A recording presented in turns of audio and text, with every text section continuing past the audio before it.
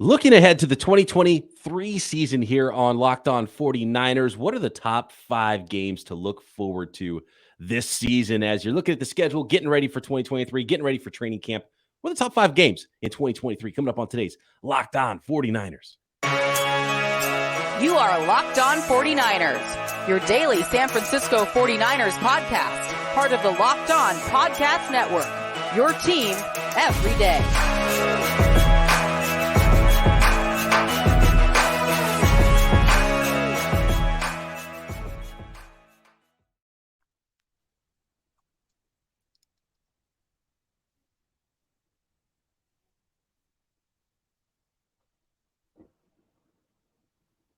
Thanks everybody for making us your first listen right here on the Locked On Podcast Network, your team every day.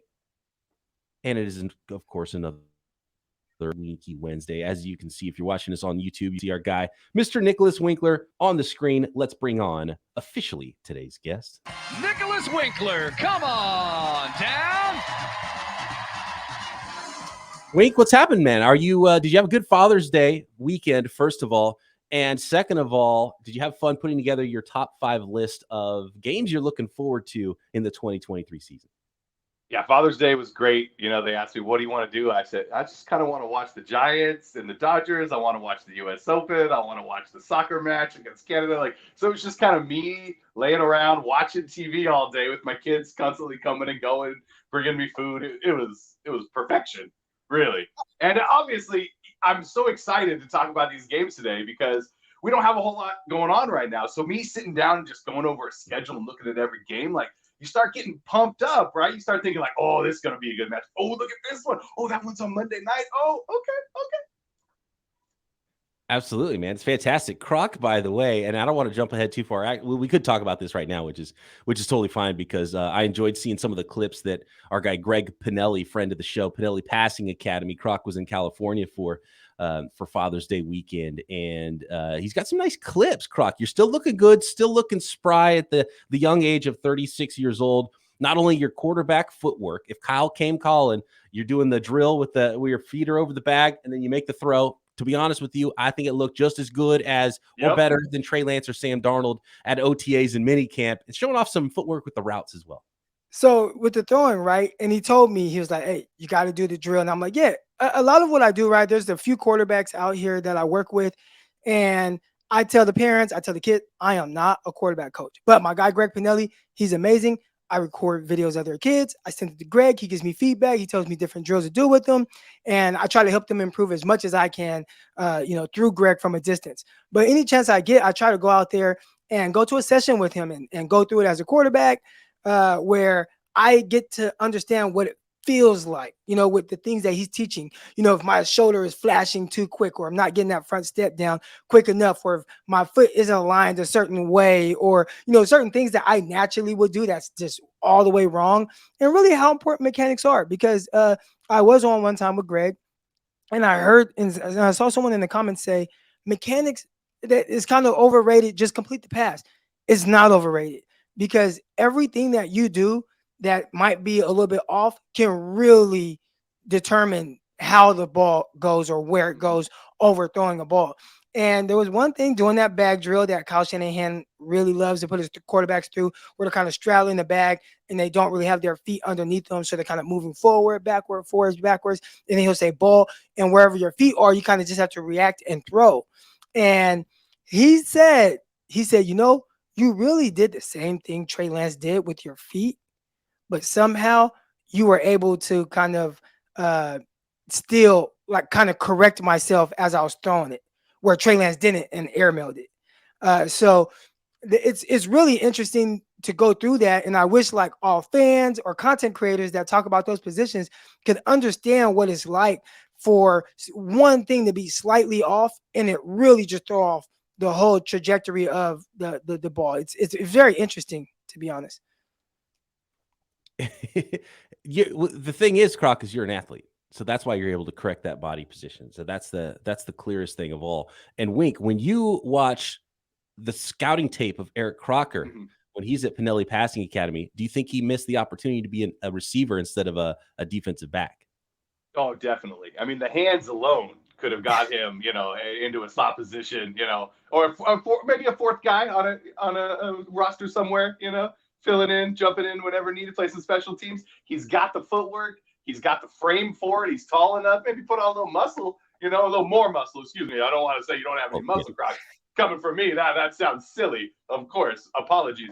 Oh, no. Croc could have done it. It's funny because that's a big thing when you're coming out of high school and you're trying to figure out what position do I play in. Sometimes colleges, they'll choose it for you. Some of them will go in as one position and change. 49ers have Diamador Lenore, cornerback, who he was athlete. He was actually, if I'm not mistaken, I heard him say it, but #1 athlete in the nation. And if y'all don't know, like when guys are coming out of high school, there are different categories for prospects. So you have like a receiver, and then you'll have let's say you have a quarterback. But they don't just have one option for a quarterback. You have your traditional quarterbacks or pocket quarterbacks, and then your dual threat quarterbacks. So you might be the #1 dual threat quarterback in the nation, but maybe not the #1 overall quarterback. Well, Lenore was #1 athlete. So that's a guy who played multiple positions, and he's just getting recruited as an athlete. He was #1 in the nation. Went to Oregon, and he was a guy who wasn't used to playing cornerback. He played more offense and was used to scoring. And they said, no, now you're going to play cornerback. So he's actually kind of still fairly new to kind of grasping it. And they do that with a lot of guys. But for me, I was going in and I was getting recruited as receiver or corner. And I kind of chose to play corner because I thought it gave me a slight advantage being 6'1" and taller than, at that time, we're talking about 2005. You didn't have the big corners at that time. I think Antonio Cromartie had just came into the league, and he was a big 6'3" corner, but there weren't a whole lot of that. Then obviously years later, you have Richard Sherman.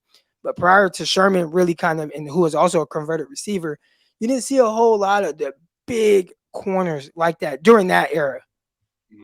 Well, look, we're talking about a guy who was with the Jets and Arena Bowl champion as a cornerback, Croc. So I think you made the right decision because you stuck out a little bit more as a 6'1" corner, 6'1", 195 wide receiver. You still might have got lost a little bit. But you did flash some natural skills there, even at the age of 36, which I like. And by the way, we talked a little bit about this off the air. We were trying to figure out what age group you'd be in, what your draft class would have been, coming straight out of the NFL, because you took an alternate route to get to where you were as a pro football player. And some people might have come at you and said, oh man, he doesn't look that good, but you're not a 22-year-old kid that's been playing wide receiver. You're 36. You played DB. You're running routes out there and looking pretty good doing it. And just for reference there, I went to look at the 2009 NFL draft class. You're in the same age group as a guy like Rookie of the Year that year, Percy Harvin. How long's that dude been retired? Forever. It's crazy how old it makes you feel when you compare yourself to, because most people when they're 35, you're like, all right, looking like let's start a family. I'm looking forward to the rest of my life. And when it comes to a football player, you're like, you're older than dirt. Right. And everything changes. You talk about me running routes, and if y'all haven't seen it, you can find it on Twitter at Eric_Crocker. I tweeted it out. My guy, Greg Pinelli, actually posted the clips of me running routes and throwing if you go down a little bit further. But, you look at some of these guys or even me, and it's like, man, a little tight in the hips now, a little stiff. Definitely don't have the same kind of burst. Definitely don't have the same straight line speed. If I had to guess, if I ran a 40-yard dash right now, it'd be closer to 4.9 than 4.5 that I ran when I was younger. So a lot of those guys that you're mentioning that are probably from that class, man, you start seeing some of these guys and what they look like now. And this is not to throw a shot at anybody, but I see a lot of Maurice Jones-Drew, and he's closer to kind of, I want to say around 05, 06, kind of in that range, 07, in that range of draft picks. But Maurice Jones-Drew ain't running no routes anytime soon, not the way he's looking right now. So you just kind of see some of these guys that kind of, go through these different ways with their body. I gained weight, lost weight, gained weight again, lost weight. It's tough. So at this age that we're at now, different things start aching on the body. I'm pretty sure a lot of people listening to this podcast can relate to that. We're all doing this right now. I'm relating to all of it. No joke. As soon as we stop recording, I'm going to go get an MRI because I got something going on that is been hampering me for a little while, and when we can't figure out what's happening there. And I got some softball playoffs that I got to be primed for, guys. Talking about high level athletics. So that's what's going on for me. And yeah, the gaining and losing weight. I wish I was at the Eric Crocker portion of my weight loss campaign, but I'm not quite there yet. Yeah, I was back in the then hot tub this morning, guys. Loosen it up. Get I ready was for up. this. Yeah, I was up to 218, close to 220, and my frame is built for that. So I mean, it was crazy looking, but I'm down to 190 right now, so I feel good. And a lot of the aches and pains that I was having are gone away. Yeah. So I suggest everybody get in shape. Yeah, that's the first thing your doctor will tell you, right? Oh, you got back problems? Lose some weight. Like, Look, and okay. if you missed your New Year's resolution, you missed that opportunity to start the year on the right foot. We're halfway through the year right now. Get yourself in the best shape possible for kickoff weekend and for the NFL season. Next, guys, let's talk about the season. What are our top 5 favorite games that we're looking forward to in 2023 next? Today's episode of Locked On 49ers is brought to you by FanDuel Sportsbook, America's #1 sports book. Baseball season, it's in full swing. I just pulled off a fantasy baseball trade overnight. There's no better place to get in on all the baseball action than FanDuel, America's #1 sports book. Because right now, new customers get a no sweat first bet up to $1,000. That's right, up to $1,000 back in bonus bets if your first bet doesn't win. Just go to FanDuel.com/lockedon to join today. And of course, you can bet on baseball all summer long, just about every single day, which is one of the things I love about baseball, the soundtrack of summer. It's always going on. I've always got a game on.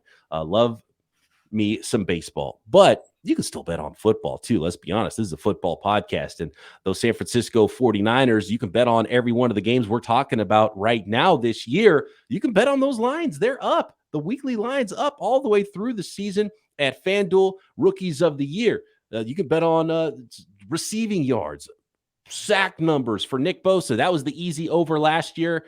You might want to go over again for Nick Bosa and just lock that in for his career, coaches of the year, and of course the next Super Bowl champion. So don't miss your chance to snag that no sweat first bet up to $1,000 when you join FanDuel today. Just go to FanDuel.com/lockedon to sign up. FanDuel, official partner of Major League Baseball. All right. Our guest, Mr. Nicholas Winkler, this is your topic today. I'm going to let you go first and nominate the first game to look forward to. This can be the best game, the toughest game, the most important game, just the most fun game. There can be any reason we're looking forward to these games in 2023. What's your #1 game you're looking forward to, Wink, in the 2023 season? As a fan of football, especially 49er football, and you ask a question, what is the game you're looking forward to the most? It's week 1. It's at Pittsburgh. It's the one that matters the most to me right now because it's the next one, right? It's the first one. It's the one that matters, the one that we've been craving since that NFC Championship game. Like, I don't care that it's at Pittsburgh. I know the question marks surrounding the quarterbacks, all that. It's so much intrigue heading into this game. So for me, week 1, that's easy. A big part of week 1, too, not only is it the first game of the season, and by the way, Wink, you stole mine because that was #1 on my list as well, is the Pittsburgh Steelers week 1 game. It's because the quarterback thing is up in the air, because it's like, okay, we don't even know what it's going to look like. There's not that many.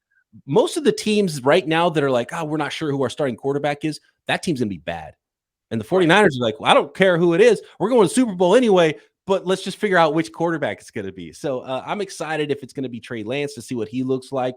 And, of course, if Brock Purdy's back on the field, then that's a great sign for the 49ers that he's 100% and ready to go. And we'll see how much rust he has to knock off at that point and how much he's able to work to get ready to week 1. But a lot of intrigue in week 1 because it is the opener. And officially now, Croc, I'm pretty sure you're going to be there as well. I will also be in Pittsburgh for week 1, 49ers. Nice. Pittsburgh Steelers. So we're going to have an away game, post-game, Locked On 49ers coming to you after that one as well. Definitely. And we got to do something, some kind of meet and greet, or we got to do something, man. We have a lot of listeners that love the show. It feels like their family every time I'm away at a road game. And everybody always asks me, where's Peacock? Where's Peacock? Finally, if you weren't planning on going, you got to go to 49ers week 1 so you can meet the great Brian Peacock. That's right. That's right. You can see all of Croc's 188 pounds in person and see all of my 6'4" and too much weight in person. Wink, what about you? Complete the trifecta? I'm going to go look up flights right now. Let's go. We might get some wink in on it in Pittsburgh as well. Croc, what do you think? Are there any games you're looking at on the schedule that you're circling right now? The game I'm circling is a game I'm surprised that none of you said it, And if you look at the schedule, and it's cool because right now, if you look at the schedule on ESPN, you can see the lowest ticket price. And there's one game that sticks out more than any other game as far as the lowest price goes. It's 3 times as much as any other home game for the 49ers. It's the Dallas Cowboys Week 5. Yeah. I have that game circled. I told people last year in the playoffs, the 49ers versus the Cowboys is my Super Bowl. And everybody's talking about 49ers didn't win a Super Bowl. They didn't win a Super Bowl in your opinion. In my opinion, they definitely did because they beat the Dallas Cowboys, kicked their butt 2 years in a row. My big brother, if you don't know, is a huge diehard Dallas Cowboy fan. So this rivalry runs deep. Obviously, if you are a 49er fan or alive in the 90s, you know how deep it was going back to then in the 80s as well. So I got Dallas Cowboys Week 5 circled right now on my calendar. Cheapest ticket, $295. That's crazy. Right? $295. That's for home game, Levi's Stadium tickets. The Dallas Cowboys coming to the 49ers. Prime time as well against the Dallas Cowboys. I mean, if we're doing power rankings, I know everyone's excited about Week 1 Pittsburgh, but Week 5 Dallas prime time. That's kind of got to be number 1. There's going to be so many Cowboy fans there. There's going to be so many 49er fans there. I bet it's going to be electric. Don't let the 49ers be good at that time. Obviously, we hope they are. Dallas Cowboys are going to be a team. And I know the 49ers have had their number in the playoffs. But, man, they got a terrific roster.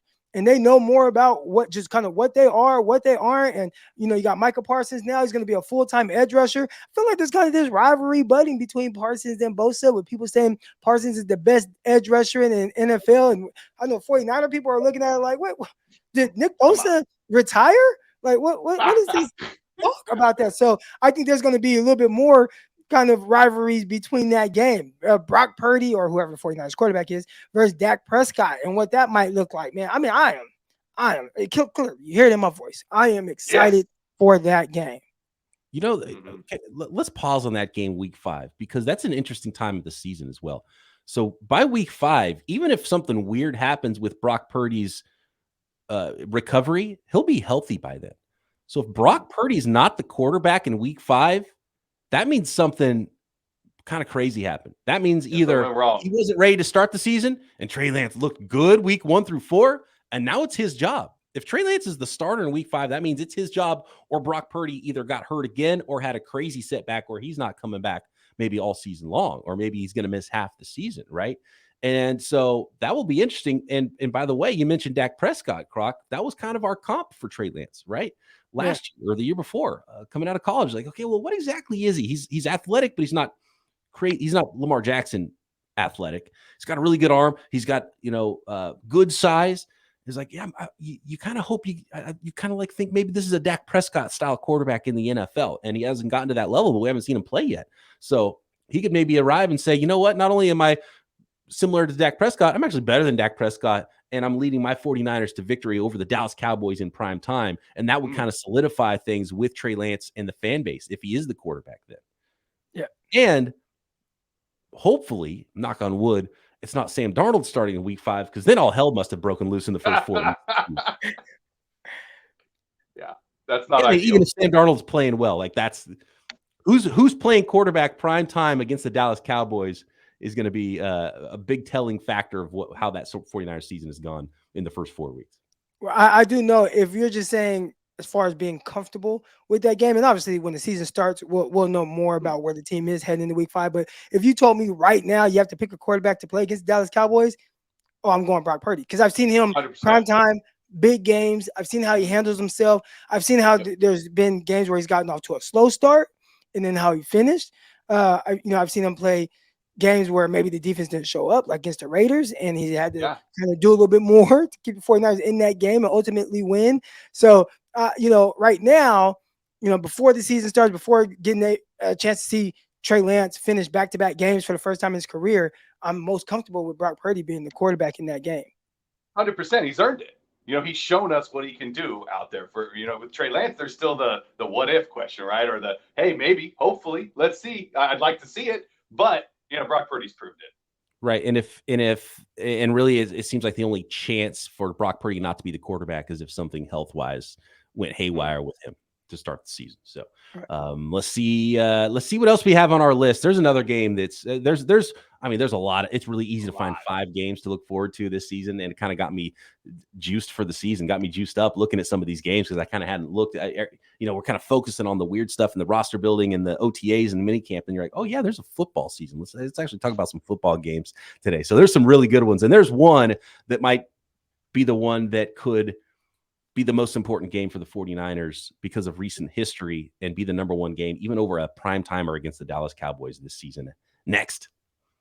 Thanks, everybody, for making Locked On 49ers your first listen every day right here on the Locked On Podcast Network, your team every day. Make sure you are subscribed up on YouTube and everywhere you get your podcast, just like all of the everydayers are. We appreciate all of you listening and watching your preferred version of Locked On 49ers every single day. And make sure you check out the rest of what the network has to offer, including the Peacock and Williamson NFL show, myself and former NFL scout Matt Williamson talking about the entire league every day right here at Locked On. All right, guys, I'm going to go a little deeper into the season. How about week 13 at the Philadelphia Eagles? This has to be the one that really, I mean, I know how important Dallas Cowboys games are to 49ers fans, but there's got to be a lot of 49ers fans out there right now that want that revenge game. They want that revenge factor. And enemy number one in the NFL is the Philadelphia Eagles, just because of how the season ended. So week 13 at the Philadelphia Eagles, whatever quarterback weirdness hopefully is over and done, and the 49ers are rolling with whoever their quarterback is. And hopefully we get to see a full game of Brock Purdy against the Philadelphia Eagles. And then we can go back and say, you know what, Eagles fans? That's how that game would have turned out if we had a healthy quarterback for 4 quarters. So week 13 at Philadelphia Eagles. I think right now for a lot of 49ers fans, they would vote for that to be the number one game they're looking forward to on the 2023 schedule. Revenge game. Yeah, exactly. It's hard to argue against this game, right? In any capacity. You look at some of the road games. I like going to the road games more than the home games. I like going to new stadiums that I haven't been to, just kind of seeing the atmosphere, the fans on the road, the 49ers fans, they travel extremely well. I was a little disappointed at the road games this year because it's like, okay, you got Seattle. That's probably going to be a great game, but man, it's Thanksgiving. Like, I'm not going to the 49er game in Seattle on Thanksgiving. Look at some of the other games. Philadelphia, that might be one of the better road games outside of the Pittsburgh game because that's week 1. But there's another game that kind of sticks out to me, and it's really kind of a back-to-back stretch. The Cleveland Browns game, because we just have no idea what they are. Right. And you have Deshaun Watson coming off all the weird stuff he had going on. But now a full offseason, that kind of chatter has quieted down a whole lot. I think there was a lot of anticipation to how many games he was going to miss. Like at this point last year, we were thinking about how many games he's going to be suspended for. Is it going to be the whole year? And then once he came back, it was like, well, the team isn't that good. He was super rusty. But now, full offseason, it feels like people aren't talking about all the off the field stuff right now. So is he more comfortable? Does he kind of build up something? And by the time the 49ers play them right after Dallas, week 6, you got to travel to Cleveland. What is that game going to be like? So I think for me, again, I'm kind of into these intriguing storylines. I think that Cleveland game on the road, and then the very next game against Minnesota and Kirk Cousins, I'm not as worried about that game. But, man, just back-to-back games on the road, very intriguing in a different time zone with the Cleveland game. Or they might be central time zone, but yeah. Croc, it's a really good point about week 7 at the Minnesota Vikings. It's the back-to-back road. There's not that many back-to-backs for the 49ers on the road this year. That's one of them. And the other thing is getting a chance to see future 49ers starting quarterback Kirk Cousins. We haven't talked about it with the Minnesota Vikings. we can't talk about that. We have to talk about it at some point. But to me, there is a very logical path to Kirk Cousins ended up being a 49er. He came out and said they're not talking about anything with his contract right now. He's not worried about it. It sounds like he's kind of set him and the team probably ready to move on. And if you look at the 49ers and kind of this quarterback situation, we continue to have these questions about what's going on, injuries, whatnot. Brock Purdy, we've seen him in 8 games and look terrific. Does he continue that, or does it start off or look kind of weird like Jimmy Garoppolo before he got hurt, which, everybody talk about him getting hurt and how things change. Week 1 against Minnesota, lost to Kirk Cousins through 3 picks, 1 pick 6.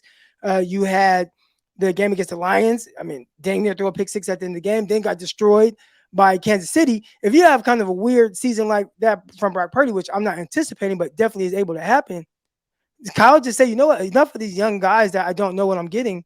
Let me just go out and get Kirk, who I wanted all along. Just it's 8 years later now. I don't want to derail this podcast with the Kirk Cousins talk too much. And I know you have something else, Wink, but I do want to put it out there to the listeners. Maybe we'll have to do a whole podcast on this. But I think you guys do. At BD Peacock, at Eric_Crocker, at Bay Area Wink. Leave us a comment on YouTube. Would the 49ers have a Super Bowl trophy right now if Kirk Cousins would have been their quarterback from 2018 on? And what would have to happen for him to be the quarterback next year based on what's that path? Because they have so many options, it seems like now. It seems insane to throw another option on top of that. Back on track. Yes. You glossed over it, Croc, but to me, I think that's one of my most intriguing matchups of the year. And that's the Thanksgiving night at Seattle. Talk about revenge game. The last time they played on Thanksgiving, you had, Richard Sherman eating a turkey leg at the 50-yard line at Levi Stadium. Well, hey, how about we go do the same thing to them in Seattle? That to me is a huge matchup. I'm looking forward to it. I can't wait. For me, there's a lot. And by the way, I'm glad you got to that one, Wink, because I was going to double back and ask you about that game, where it was on your list, because I think that's a pretty important. It's the first Seattle game, and it's on Thanksgiving. Probably not the first game I would want to fly to and go see in person, but that's a big-time TV game. Like, all eyes on the 49ers, right? Yeah. It's a night game, primetime game, Thanksgiving, probably, playoff seeding, hopefully start to become very important there. And again, the Seahawks and the 49ers might be the two best teams in the West. So you might be talking about first place in the West. And then you come back 2 weeks later after that Philadelphia game against Seattle. So this is the part of the season where the 49ers might be a little bit gassed as well, because, you had the week 9 bye, which helps, which is a nice place for the bye. But when you go at Seattle, short week, and then you're going at Philadelphia with the revenge game that the 49ers are going to be up for, then you come back home, you could have a letdown at some point those next couple of weeks when you get Seattle again, who just saw you, and then you have at the Arizona Cardinals, who are very likely to be a terrible football team in week 15. And so that early stretch, late November, early December, will be pretty telling about where the 49ers are as you get ready for a playoff run. But I'm going to point to a couple other games. I think the Cincinnati Bengals is a big one. This is a team that is just as much of a Super Bowl hopeful in the AFC as the 49ers are in the NFC. That's week 8 after that back-to-back on the road at Cleveland, at Minnesota. They come home to face the Cincinnati Bengals. And then the Baltimore Ravens. I mean, I enjoy seeing these teams that you don't get to see all that often that are good football teams, like the Cincinnati Bengals and the Baltimore Ravens, and seeing how the 49ers defend an athletic quarterback like Lamar Jackson if he's still healthy. He hasn't been healthy the last 2 Decembers. That's Christmas. That's December 25th, Monday nighter against the Baltimore Ravens at home. So that's a really good one I'm looking forward to as well. We can't move on without nominating week 3 as well. Home opener. You're talking about, you're taking on a giant squad that made the playoffs last year, drastically better than they were 2 years ago. And it's the home opener. So that's always a big thing for 49er fans. But it's on Prime Video. I have not been overwhelmed at all with their, just their production. Whatever. You can't even hear the crowd really on TV. I'm like, there's something weird about this game I'm watching right now. Couldn't put my finger on it. I'm like, the crowd isn't in, like, I can't hear the crowd really. And I think that kind of changed the way. So we'll see if they fix some things. It was the first year of them having football games last season. So hopefully they tweak some things, got better, and give us a better product, because I wasn't excited about not hearing the fans. I'm with you. I'm gonna try to put this together in order for top 5 for me, and you guys can fight me on this. I'm gonna go Philadelphia 1, revenge game, as number 1 game to look for in 2023, followed by Dallas in primetime in week 5. Number 3, opener at Pittsburgh, and that's mostly because I'm going to be there, and it's the first game, and obviously you're going to be jazzed for the kickoff of any new NFL season. Then Thanksgiving at Seattle in week 4, and kind of a toss-up, a lot of really good games that could be number 5. Wink, you put together your own list there. What do you think about the list I just put together? Yeah, for me personally, I'm moving that week 1 game down to number 1, just because, again, we're talking about games we're looking forward to, and I'm looking forward to football. It's been too long for me. And then, I love that Dallas is number 2. I put Thanksgiving number 3, probably home opener for me, number 4, and then 5 would probably be Philly. I mean, that's going to be a big game, but it's just, it's new, right? It's a new rivalry pretty much for 49er fans, and it's a big deal. But at the same time, like, I all those other games to me have so much more deep meaning. So I like all your games, but yeah, that's my top 5. What do you got, Greg? I got like I said, number one is just Dallas Cowboys. It just means so much. It's very personal. Like 49ers lose to Dallas Cowboys, my whole year is kind of ruined. So that game is number one.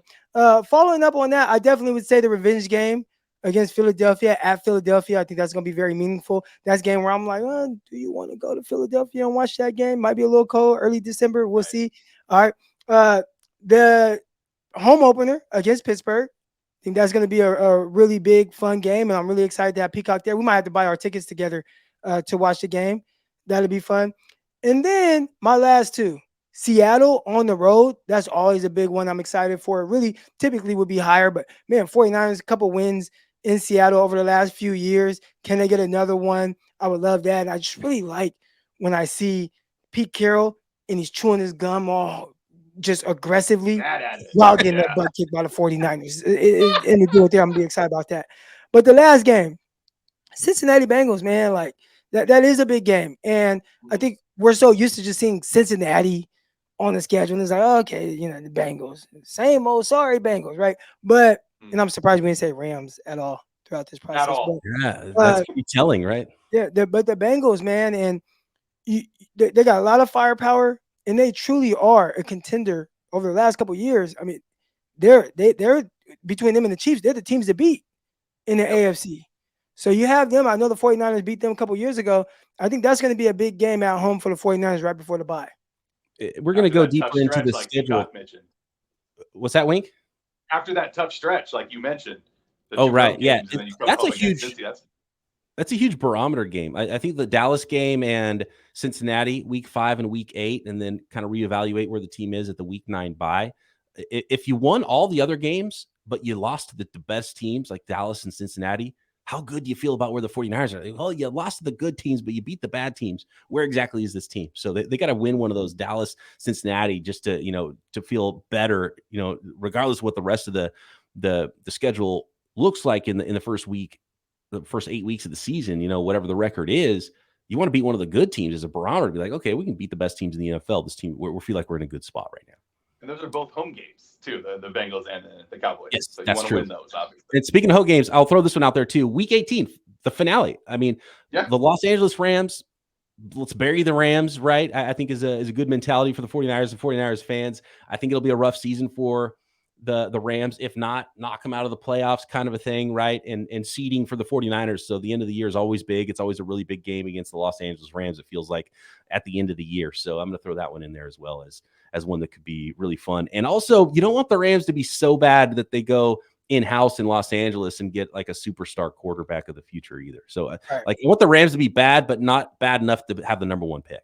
Is there a team outside of the Rams that you think is like, will be a sneaky, difficult game, like right now, being able to visualize that? For me, it's probably the Jacksonville game where you travel on the road. That humidity is crazy. I'm used to it being here in the South. Florida is going to be a lot different even than what I deal with. But, you got Trevor Lawrence. That's a team that, remember, came back from down, 24-0, 27-0 in the playoff game to win. And I feel like Trevor Lawrence and the Jags kind of trending more upward. And that's a team where there's always a team that kind of takes that next step. And we saw with the Bengals, all of a sudden they're in the Super Bowl. Can the Jacksonville Jaguars be a sneaky team? And the 49ers actually have to travel there to play them. So we're going to see. They've been kind of turning over that roster and building it up. They've added a ton of weapons. They got Ridley back this year after that year-long suspension. I mean, that's a team that could be sneaky good that we haven't really mentioned on the 49ers schedule, and the people are kind of glossing over that game. That's a really good one. Yeah, they're a team that could go from good to great, and they got an awesome young quarterback, and they could be a scary team at that point when the 49ers are playing them after the bye. And good coach, too, Doug Peterson. Mm-hmm. Yeah, great coach. All right, what do you guys think? What are your top games you're looking forward to in 2023? Let us know, and we appreciate all the everydayers out there. Make sure you are one. Subscribe on YouTube and everywhere you get your podcasts. Croc and I back tomorrow right here, Locked On 49ers. See ya. Subscribe to this video.